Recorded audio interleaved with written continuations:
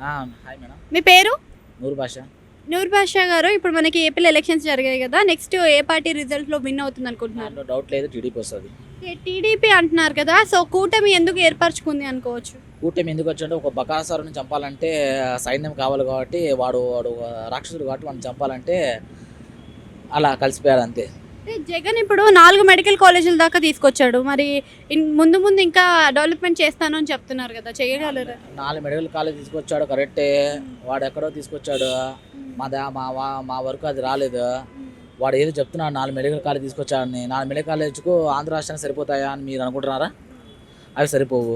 అది అందరికీ తెలుసు. అది 4 మెడికల్ కాలేజ్లు, అమ్మ ఒడి, ఆటో వాళ్ళకి ఇంత, అది ఇది చేస్తున్నాడు. అవన్నీ దానికంటే మించి చంద్రబాబు గారు చాలా చేశారు.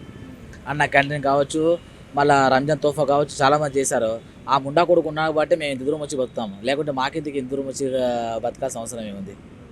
అంటే ఇప్పుడు జగన్ పరిపాలన సంక్షేమ పథకాలు కూడా ఇచ్చాడు కదా, మరి అవి ఉపయోగపడలేదా? ఇక్కడ ఎవరికి ఉపయోగపడ్డాయి? ఉన్న వడ్డీ, అమ్మ ఒడి, విద్యా విధానం అదే అంటాం కదా. అమ్మ ఒడి అంటే అమ్మ ఒడి సంవత్సరానికి ఒకసారి ఇస్తాడు. ఎంతో పిల్లలకు 15,000 ఇస్తారు. ఎవరింట్లో ఉన్న 10,000 ఇస్తా అంటున్నాడు. సరే 10,000 ఇస్తున్నాడు, మరి హస్బెండ్కి భార్యకి ఏమి ఇస్తున్నాడు? వాళ్ళే కదా కష్టపడేది. వాడు ఇచ్చే డబ్బులు ఆ ఫీజులకే సరిపోవు.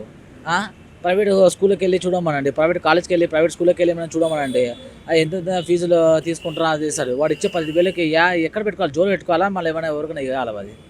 అంటే ఇప్పుడు మరి ఇంకో విధంగా చూసుకున్నట్టయితే రెవెన్యూ లేదు కాబట్టి ఆ మాత్రం ఇస్తున్నారు. రెవెన్యూ అంటే ఇంకెక్కువ ఇస్తాను అని మాట్లాడుతున్నాడు కదా. రెవెన్యూ ఎక్కడ లేదండి, ఎక్కడ లేదు రెవెన్యూ. రాష్ట్రం అప్పులపాలు అయింది అంటున్నారు కదా. అప్పులపాలు వాడు చేసిందే కదా మనకు.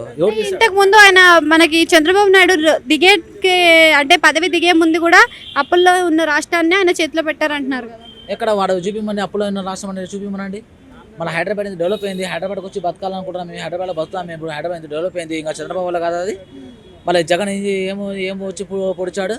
ఇప్పుడు సరే పోనీ జగన్ వచ్చాడు అనుకోండి, ఈ నెలలు ఏమో 5 ఏళ్ళు అయింది. 5 ఏళ్ళు మా ఆంధ్రని ఏం అభివృద్ధి ఒకటి చెప్పండి.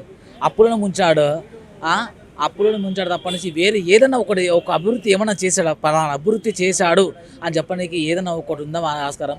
అసలు చూపించుకోని కన్నా ఏదైనా ఉందా? ఏం లేదు. అంటే ఇప్పుడు మళ్ళీ టీడీపీ అంటారు. దాంట్లో డౌట్ లేదు, టీడీపీ వచ్చేది కన్ఫర్మ్. Thank you.